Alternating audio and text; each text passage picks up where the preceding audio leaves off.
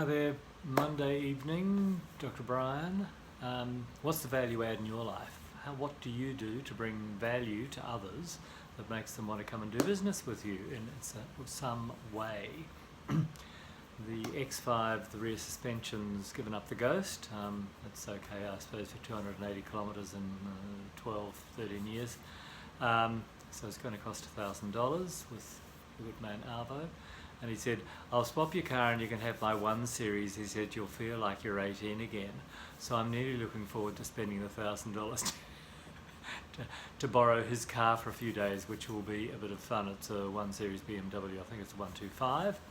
And it's got a clutch and it will be quite a lot of fun to drive for a few days. I might decide I need one. So I was reflecting on the concept of what is the offer? What's your offer? Because the offer is what makes someone want to buy. And then what's the extra? What's the extra value? So in terms of getting the car fixed, the extra value at the moment is that he's very generous. He always swaps the vehicle, so I'm not left without a car. And sometimes it's a very basic vehicle, wouldn't drag a budgie off a nest. And other times it's going to be fun, so I'm looking forward to that. It may not happen, but I'm hoping it will. And I guess that's important for all of us because no matter what we're doing, we need to have something that makes us more valuable. And one of the clients today was just saying that he feels a bit flat, and he thinks he's attributing it to the fact that he has to work every Saturday and he doesn't have a sort of a day off, and Sunday's used for all chores and life's a bit boring. And I was saying, well, you could couch it and say that for a period of time you do it because you create, say, an asset that means that you don't have to work every Saturday. It's not an essential part of your income stream. And I said, you said, well, when I'm full mechanic, potentially then I'll have more sway. I said, well, you'll have to bring something to the business that means you're not easily replaceable, which is what's your extra value? What's the thing that you bring that makes you special over others? And depending on your skill base, that might be something that's highly desirable, like a really good brain surgeon's not easily replaced, and a barista might be, or a wait person. Not to say that a very good one is highly valuable, but there's it's a low skill role. Having said that, a good waiter is actually a very highly skilled person. It's not like you need 5 years of full-time training to get there. So that whole, your pay is a reflection of your replaceability. So how many people are in the market with the same skill set, and how replaceable are you, and how many people can you serve in a window of time? So if it's a one-on-one type of service, you're rather limited by how many hands you've got and how many hours in the day. Whereas if it's a one-to-many service, then really the sky's the limit. Depends on how many you can be engaged with, and that's your financial value. So in terms of creating something, as I'm looking at health, I see it as really a product of environment and activity, but health is also really dependent on the totality of a life. To put it into it puts it in too narrow a box to say that it's just food and activity and drugs and medicine and that's health.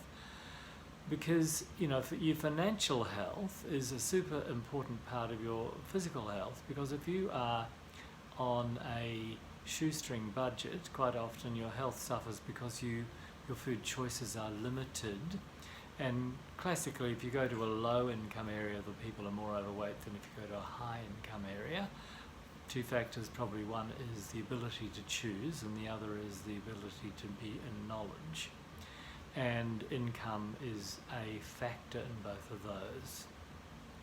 So, and then there are maybe social habits. I'm often surprised by the level of drinking that clients might admit to, that they have, say, 4 or 5 beers a night. So 1 or 2 can be thirst, but the other few are more about the effect of the beer and a habit, and that does have an impact on the health. So how do you manage that, and how do you make it work for you? So I imagine that what I'm thinking when I'm talking about health and wealth is that when your income is actually at a level where you are more around choices than what you're limited to, then it has a high impact on your health. So I believe that looking for financial education is an important part of looking after your physical health, because when you are financially literate and you make good choices financially, you are in a position to make better choices for your health and well-being.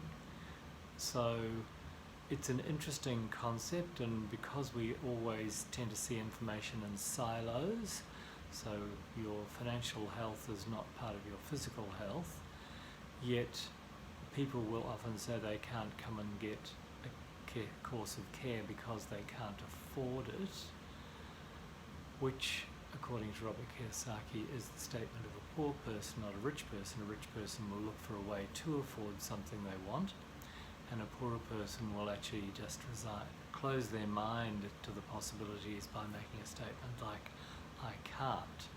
And the moment you say I can't, you stop looking for the possibilities of how. Can't lose weight, can't get stronger, can't go for a walk, can't meditate.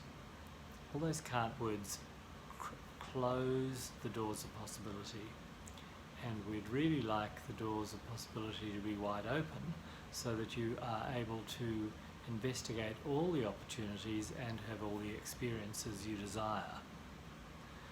Life is all about a chain of experiences, and most of the things that we choose to do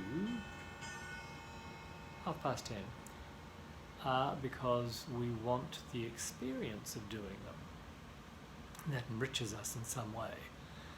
So, worthy thoughts, worthy of attention, that we find ways to expand our choices by learning about our financial health so that we can enjoy true physical health.